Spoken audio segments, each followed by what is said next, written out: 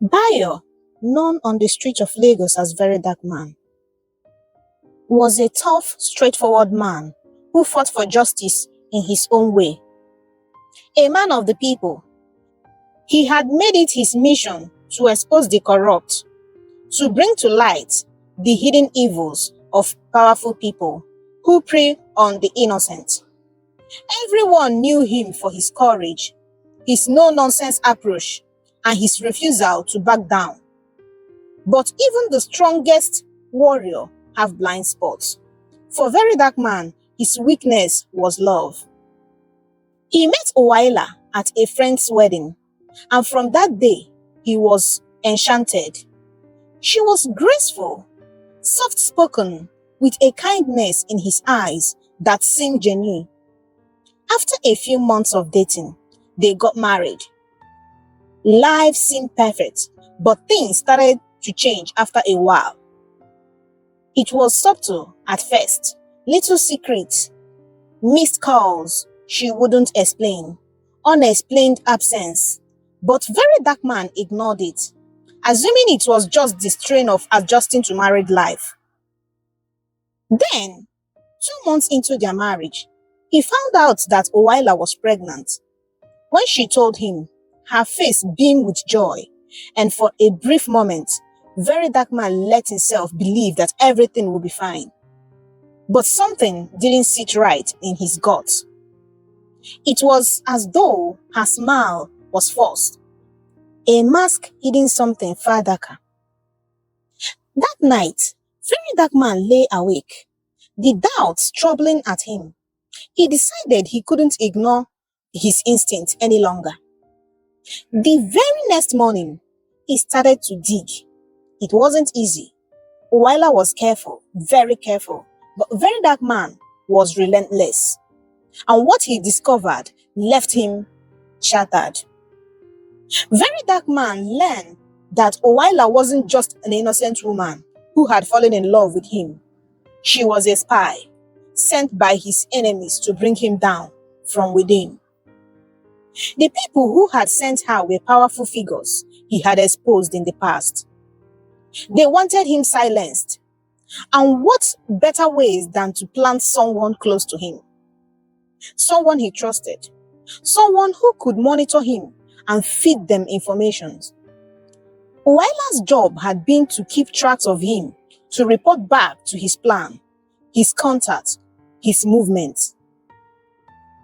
It made him sick to his stomach. All the love he had shown her, the secret he had shared, were all part of a game she had been playing from the start. VeryDarkMan was a man of action, but in that moment he felt paralyzed. What could he do? Confront her? Expose her? But she was carrying his child, their child. He couldn't bring himself to destroy her, not while she was pregnant with his own flesh and blood. So he made a choice. The very next morning, VeryDarkMan packed his things and left. He moved to a small town far from Lagos, where no one would know him. From there, he continued his mission, exposing corruption and fighting for justice from the shadows. But he left Uwaila with enough money to live comfortably, to raise the child without ever having to struggle. He kept tabs on her from afar, ensuring she had everything she needed. But he never let her know where he was or how to contact him. If she called, he didn't pick up. If she texted, she didn't reply. And every month, he would send money to support her. Just enough to cover her expenses, but never too much to draw attention. Uwaila was left alone, carrying the weight of her betrayal and the fear of her employers bringing down her neck. At first, she didn't realize VeryDarkMan knew the truth. She tried to carry on as usual, feeding little snippets of information to her handlers. But 1 week turned to months, and VeryDarkMan remained silent. She began to suspect that he had figured out her secret. Then came the day when her handlers demanded a meeting. Uwaila knew she was in trouble. The people who had paid her to spy on VeryDarkMan were growing impatient. They wanted results, and they were beginning to question her loyalty.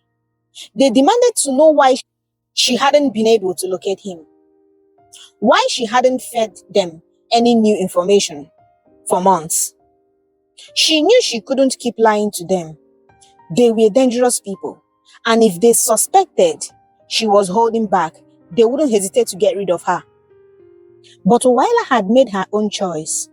She had seen the impact of VeryDarkMan's work, how his exposés had shaken powerful people, how the truth he revealed had helped so many people. And despite her betrayal, she had come to respect him, maybe even to love him. She knew that if she stayed, she would be forced to betray him again, to put both him and their unborn child at risk. So Uwaila made a plan. With the little savings she had left, she arranged for a way out of the country. She went into hiding, staying in cheap hotels, always looking over her shoulder, and finally managed to leave Nigeria under a false identity. She disappeared, leaving no trace for her employers to find her. She had burned all bridges, leaving everything behind for the sake of her unborn child, and the faint hope that one day she would make amends with VeryDarkMan. Meanwhile, VeryDarkMan continued his work. He moved even more carefully now, always staying a step ahead of those who wanted to silence him. The betrayal had hardened him, but it has also taught him to be more cautious, to keep his circle smaller than ever. He became a shadow, a ghost, appearing only to release information, to expose the wickedness looming in the high offices and hidden corners of the country. His enemies were furious. Every time he releases a new exposé, they searched high and low for him. But he had become a phantom, slipping through their clutch time and time again. Rumors spread about him, tales of a man who couldn't be silenced, a voice that couldn't be crushed. He was VeryDarkMan, the man who would rather disappear than let injustice go unpunished. As the months passed, he kept his eye on Uwaila from a distance, watching her life from the shadows. He learned that he had left the country, and he felt a strange mix of relief and sadness. She was out of his life, out of harm's way. And that meant his child would be safe too. But it also meant he might never see them again. It was a sacrifice he was willing to make, a price he had to pay to keep his mission alive. Years went by, and VeryDarkMan's legend grew. His exposés shook the very foundation of the powerful, bringing down ministers, businessmen, even local gangs. People whispered his name with admiration, with fear, and with gratitude. To the people, he was a hero. To the corrupt, he was a nightmare. But he was also a father. And every now and then, in the quiet of the night, he would think of the child he had never met, the life he had sacrificed for the greater good. He wondered if Uwaila had changed, if she had come to see the world as he did. One day, while hiding out in a small town on the border, VeryDarkMan received a letter. It was from Uwaila. She had tracked him down. Somehow, the letter was simple, but it spoke volumes. She apologized, told him about their child, and expressed her gratitude for his support even after everything she had done. "Thank you, VeryDarkMan," she wrote, "for keeping us safe, even from afar.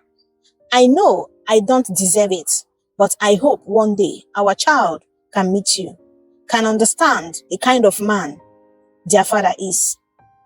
He read the letter in silence, his face unreadable, but deep down, something stirred within him, a glimmer of the family he had never had, of the life he had almost lost.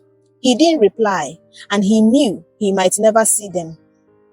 But he carried that letter with him everywhere he went, a reminder of the life he had left behind, of the family he had sacrificed for his mission. And so, the very dark man continued his work. He became a man of mystery, a living legend, who haunted the corrupt and inspired the innocent. And in his heart, he held on to the hope that one day his child would understand the path he had chosen. A path paved with sacrifice, with loneliness, and with the unbreakable will to seek justice, no matter the cost. Thank you.